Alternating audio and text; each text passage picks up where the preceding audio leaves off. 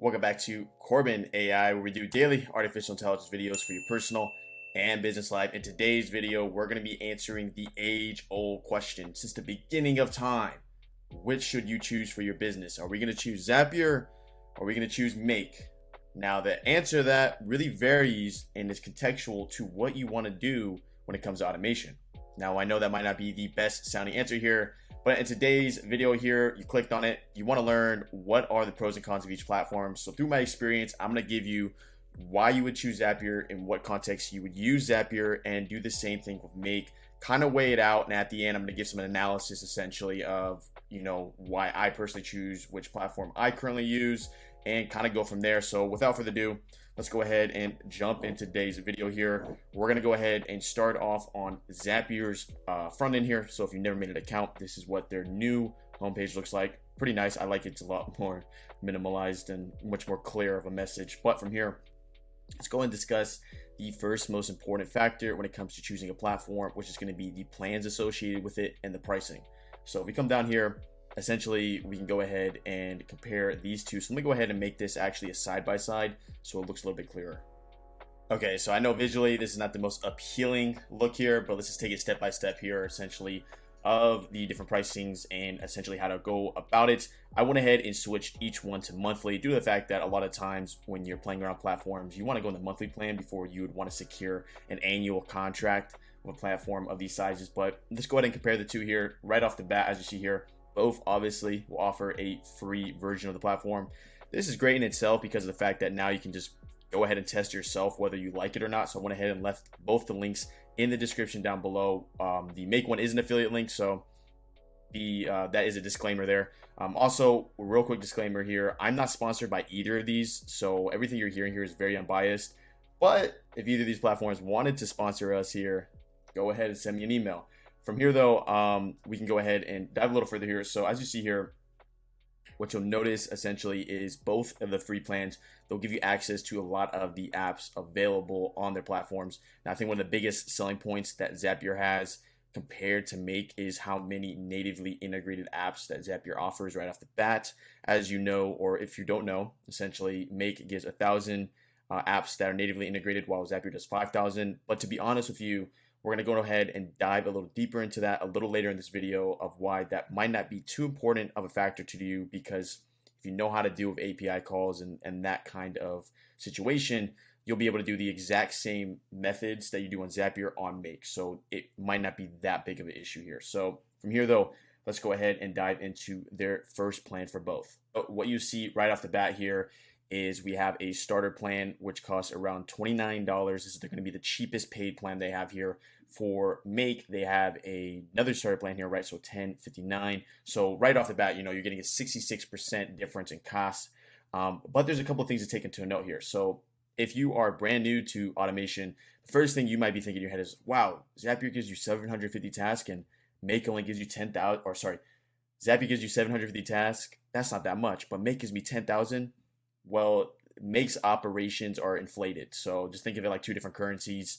Maybe this is USD and this is Zimbabwe dollars, right? So the underlying operations found in Make are inflated. I don't know the actual math between the two of what's one task versus what's one task to one operation, but keep that in mind when looking at operations and task. From here though, as you see, we have essentially the different features that are provided here.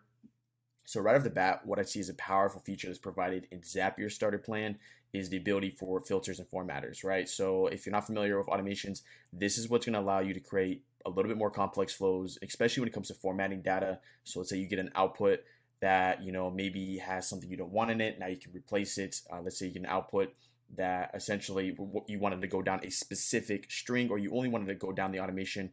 You can get a filter here. Same thing can occur with Make here. As you see here, we get unlimited active scenarios, which is really nice. This gives you the ability to really play around with a ton of different automations. Keeping that in mind, I'm going to go ahead and expand this because unlimited active scenarios might be pretty fundamental to you early on if you don't want to go the starter here, because as you'll notice on the starter plan here, if I go ahead and spread this so I'm not hiding it, you'll see on the starter plan, you only get access to a max of 20 zaps. That means that once you hit that's 20 different automations in that context.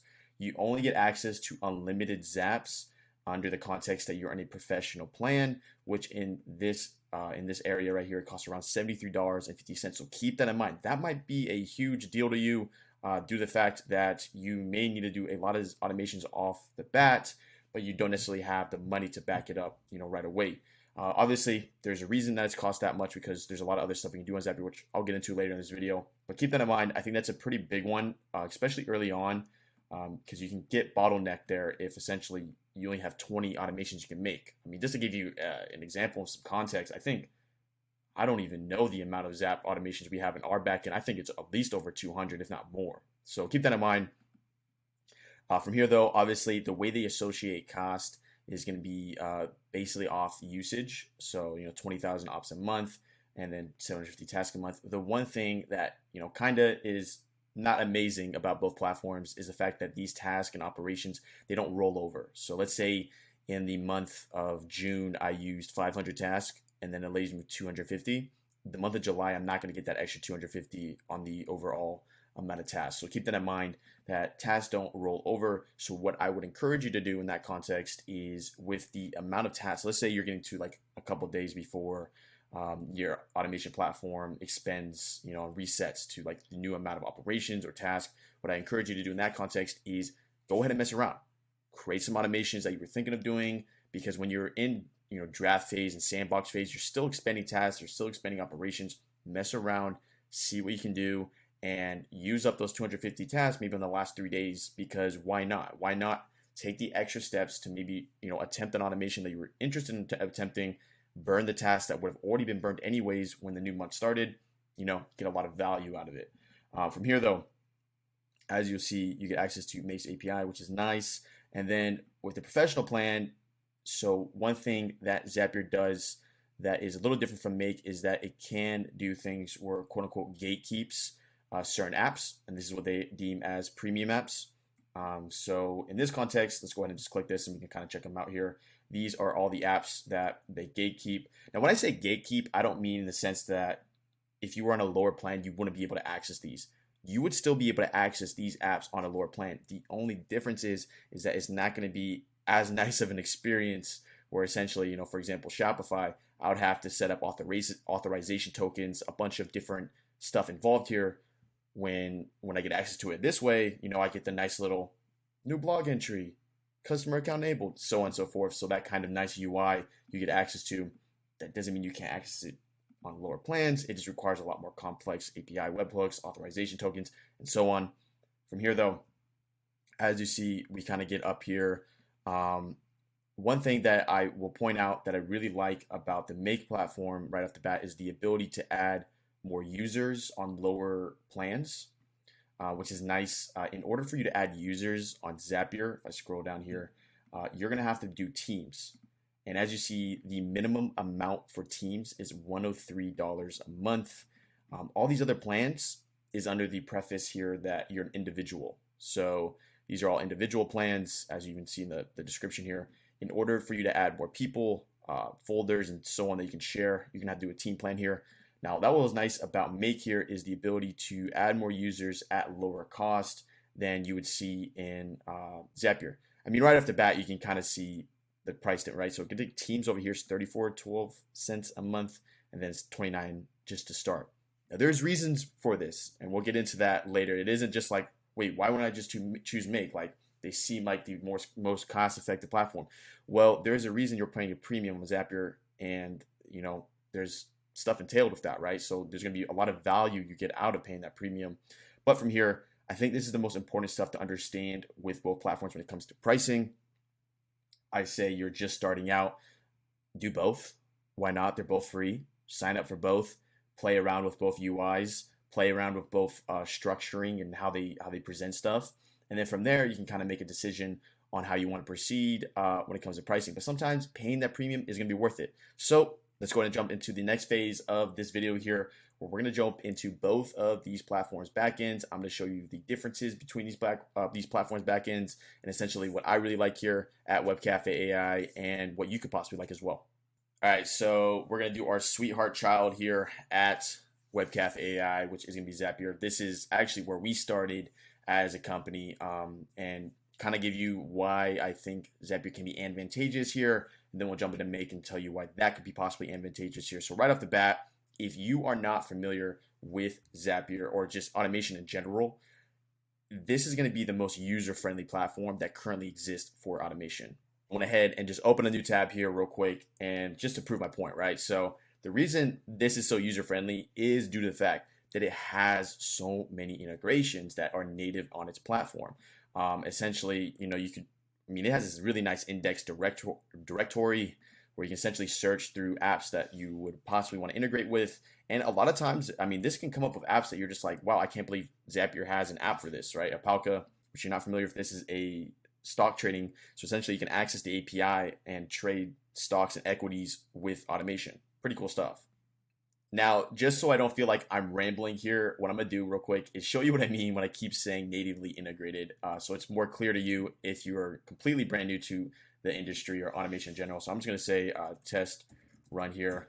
And if you really want to learn a lot more in depth about these platforms, you can check out our channel here. We do a ton of stuff when it comes to complex flows, step-by-step tutorials. But from here, let me just show you what I mean when I say like not natively integrated. So let's say I wanted to integrate an app that was essentially not found on Zapier's backend as an app.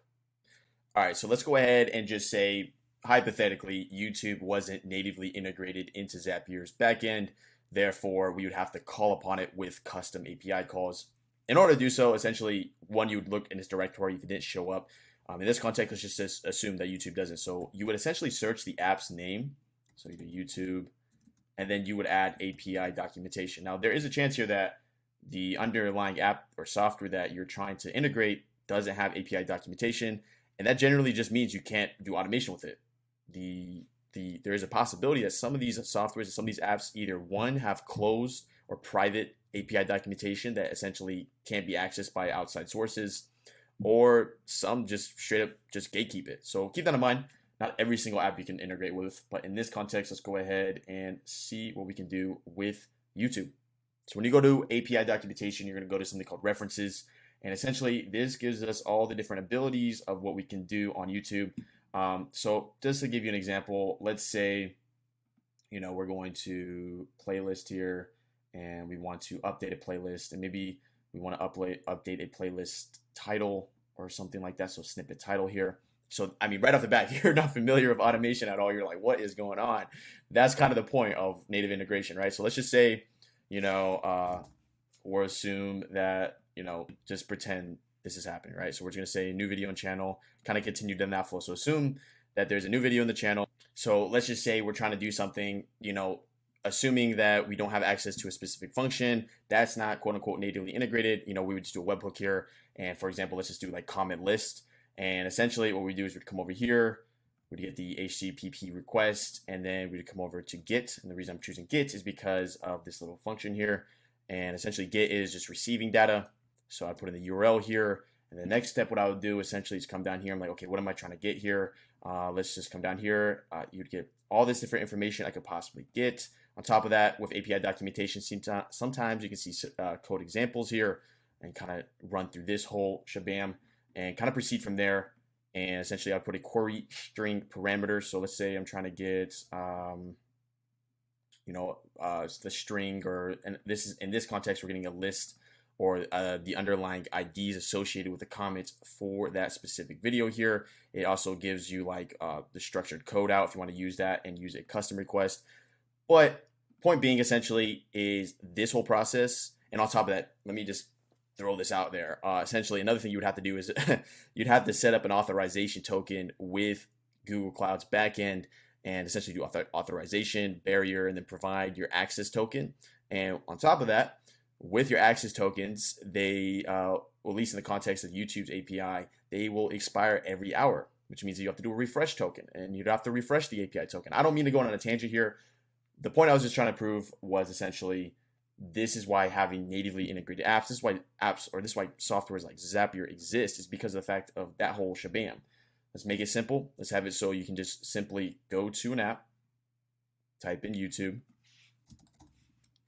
and essentially connect, log in, give authorization, and now we can play with it. That's kind of the idea of why having native integrated apps is a pretty big selling point and why Zapier can get away with a premium when it comes to pricing. But not only that, there's a lot of other stuff that Zapier has that Make doesn't, that I find is pretty cool here. So the first one being is tables. So what tables does here, and you got to understand, a lot of this stuff here is beta. Like this stuff just came out probably like 2-3 months ago, so 2-4 months ago, and we're still working on it. You got to understand, when it comes to tables, this is basically Zapier's way of having a Google Sheets or Excel sheet integrated into the backend. But what makes it so cool is with tables, you're able to do specific automations and functions within each cell, and whatever the context may be.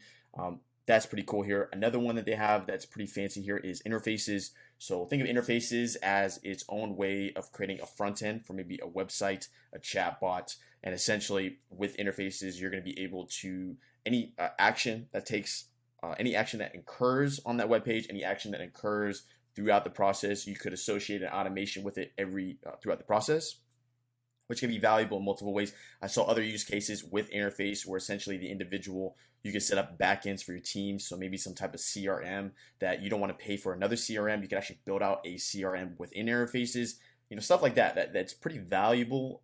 You can do and get access to using Zapier. So knowing all this, essentially, we can go ahead and jump over to Make and kind of see what their advantages are when it comes to this kind of stuff. Side note, I may be missing some stuff here. Go ahead and leave in the comments down below if you use any of these platforms and some of the advantages that you saw. I'm just pointing out the ones that I was impressed by and the reason why I chose the ones I chose. Now, one thing I want to point out before diving into the Make section here is part of the reason why Zapier is such an attractive prospect. So let's say hypothetically you're using Zapier in the context of working with other businesses. You don't want to just use it for integrating it into your own backend, and you're doing it to integrating automation flows for other businesses. It's kind of like leaning towards that. And what I mean by that essentially is that a lot of businesses, at least from my experience, are more likely to have Zapier already set up in some context, and then they need another automation built on top. So a business approaches you for an automation. So I'm only speaking to the people that, are doing this to sell to clients, right? So if you're a business yourself and you're watching this, then you can ignore this part. But if a business essentially approaches you, it's very likely that they'll already have Zapier in some way or form, or are more comfortable with Zapier based on everything I just described there. Therefore, the selling point and the conversion on an automation for that business will be a lot easier to happen, rather than, let's say that business comes to you, they already have Zapier in your backend, and you're like, hey, we can do that automation, but we got to build it out on Make. So now you have to make a Make account, you have to make logins, you got to reauthorize everything on Make. Like, that's going to be a huge barrier of entry in that context. So keep that in mind. That's another reason why Zapier can get away with the premium, is due to the fact that a lot of businesses already use Zapier in their backend. But if you're only using these automation softwares for the purpose of your backend, I don't see why Make couldn't be an attractive option as well, due to the fact that it is pretty cost effective and you can have a lot of people on your team right off the bat, which is really nice. So knowing this, right off the bat, one of the biggest selling points of this platform is kind of what I described earlier. You're going to get access to a lot more features than Zapier right off the bat for cheaper, but it's a double-edged sword. So you'll get access to a lot of features for cheaper, but you'll be limited on what you can do natively within the platform. So toss that how you want to toss that. I mean, right off the bat, one of the most powerful things that they give you, right away, is the ability to make unlimited flows on a very low plan. This is pretty fundamental and pretty powerful in the context that you plan on either building out a lot for your clients, or you really want to experiment on the possibilities when it comes to automation, which I encourage everyone to do, because this is really cool stuff. From here though, essentially what I meant when I said earlier, essentially, it only integrates with 1,000 apps, that whole spiel. Essentially, you can still integrate with every single app. So you can do webhooks here. Obviously, every single app that gives you access to API documentation, and proceed from there. But you can still integrate with every single app. There's no reason you can't. It just requires a lot more work. In the sense of the reason why webhooks can seem scary or just labor intensive, a lot of the times doesn't necessarily have to correlate with the fact that you have to learn the API documentation, you have to learn how to implement, Git posts, all that data passing. A lot of times it just has to do with the fact that every single one of those webhooks, you have to add that header and the authorization token to pass it through that specific webhook to achieve a certain task. And I think one of the biggest reasons why having a natively integrated app compared to you just basically customly calling upon a bunch of API documentations with apps that aren't within Make It, the biggest thing, and I can't stress this enough, is the fact that every access token that's associated with every single company's API documentation has its own limits and ways of handling expiration on the access token. So what I mean by that is what I'm basically trying to say here essentially is, for example, if I was going to do YouTube and I wanted to integrate YouTube's, the only reason I keep bringing up YouTube is because I've been diving into their API documentation a lot lately. Their Google or their authentication, if I can speak, token expires every hour. So what that means is that, let's say I build out an entire flow and essentially it works perfectly. Well, guess what? 2 hours from now or an hour from now, I'm going to get an error. I think it's a 400 error, essentially saying, hey, you don't have permission to do this because the access token expired. So in that context, what is that going to force me to do? That would force me to essentially do a couple things. So either I can set up a virtual machine where essentially I use the refresh token, I execute the refresh token every single hour, and then I send that as a webhook, post that to the authorization token in my Zapier flows to ensure that every single hour the access token is refreshed and essentially the Zapier works or the make works. And just a side note, the reason that they do every hour is just for security reasons. It's their way of making sure that no one gets access to it. So what's the best way to always change your password if you don't want anyone to get access to it, right? But that's it right there. That entire process would be like super labor intensive, when alternatively you could just have it natively integrated. So that's part of the reason why there's a premium on this, and that's part of the reason why Zapier is doing so well for itself, and a lot of these apps are doing well for itself. It's because of the fact that they'll handle that entire process where you have to keep on refreshing the access token, you have to keep on refreshing the connection. I mean, if you ever dealt with Zapier or Make and you had these issues where it's like disconnected or we don't have access anymore, that is typically associated with the fact that that underlying company and however they're handling their tokens, they either change them a lot or there's some type of situation there for security. That might have been a little bit of tangent. Let me know if you don't mind these tangents in the comments, but I feel like I just need to explain this kind of stuff as in depth as possible, especially when it comes to choosing your platform, because of the fact that a lot of people might be watching this video right now and be like, you're telling me I can get Teams on Make and it's only $35? Of course I'm going to go with Make. I can handle the extra API documentation. I can handle the extra webhooks. Well, can you? Because I'll tell you right now, I wouldn't personally want to set up a ton of different situations where I have to keep on refreshing the access token. I have to keep on, going through that process. Like, I personally would want to do it. If you want to do it, go ahead.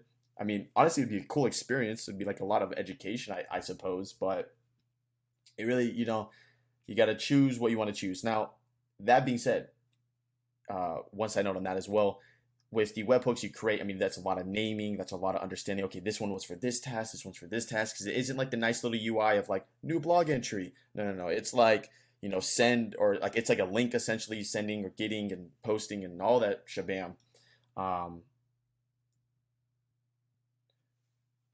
Got my thought. So the other side note was essentially, now saying all that, if the apps that are natively integrated into Make are sufficient enough to achieve what you're trying to achieve, then go all for it. If you don't want to use tables, if you don't want to use interfaces, if you don't have intentions of using any other app outside of the 1,000 that are provided on Make's platform, I don't see the downside to choosing Make, because, I mean, yeah, maybe personally, I don't think the UI is as, nice looking as Zapier.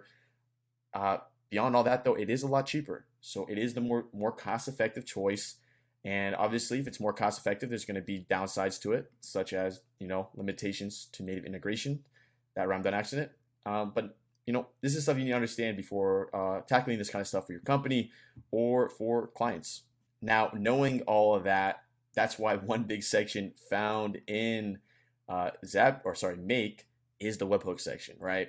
Because of the fact that we're limited to our access, we're going to get a bunch of, webhooks we can send data through and kind of organize it like this. Now, to be honest with you, due to everything I just described there, I would hope that in the future, Make would make a better UI when it comes to webhooks, in the sense of like, can I use folders?